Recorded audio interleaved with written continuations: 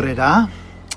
A question I have for you this morning, and the question is this: what does it mean that the greatest of these is love?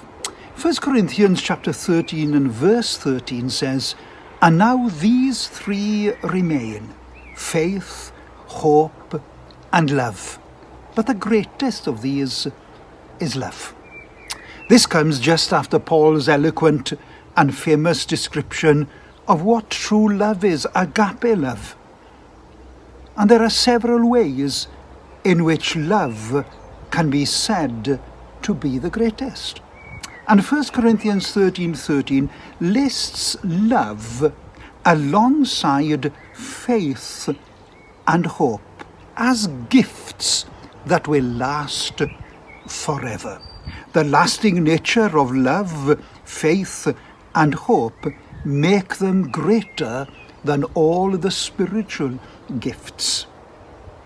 Of course, the spiritual gifts are temporary. The gifts of prophecy, tongues, and knowledge are mentioned in 1 Corinthians 13 and verse 8 as one day coming to an end. And of the three forever gifts, love is the greatest.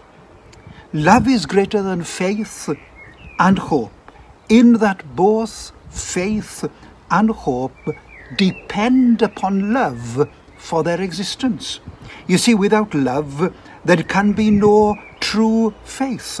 A loveless faith is nothing more than empty religious exercise. As Paul says, "If I have faith that can move mountains, but have not love, I am nothing."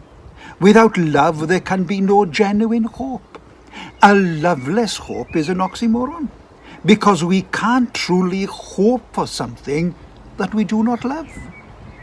So faith and hope are dead, sterile things if not accompanied by love.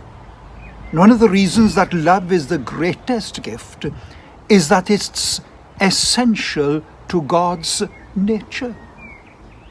1 John 4:8 tells us that God is love.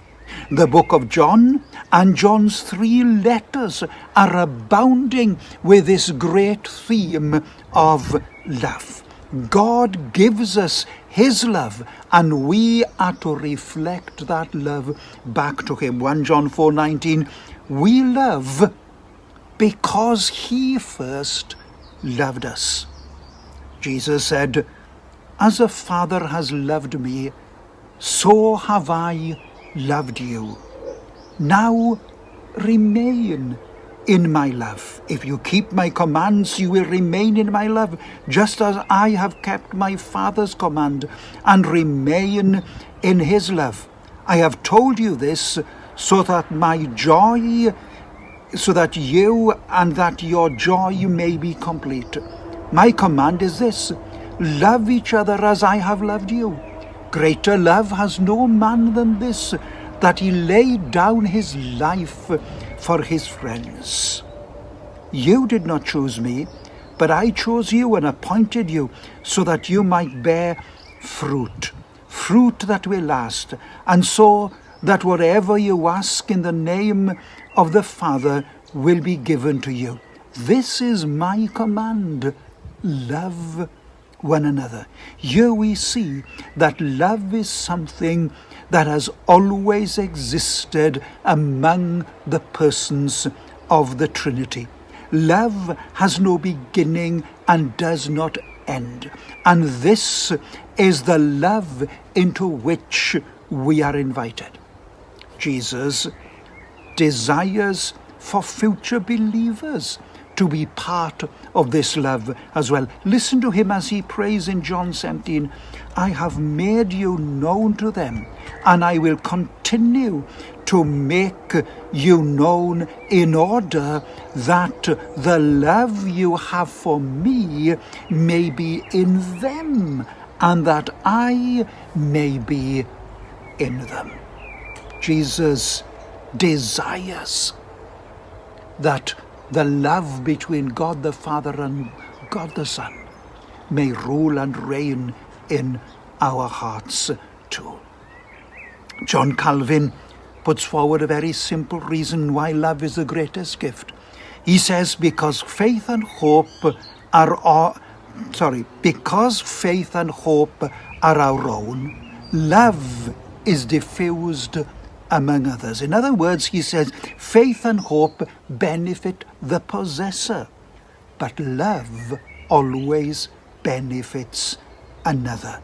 Love always requires another as an object. Love cannot remain within itself, and that is part of what makes love the greatest gift.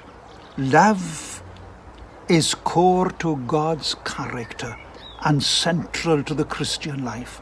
The law of Christ is to love God and love others. Love infuses all that God does, and it should infuse all that we do.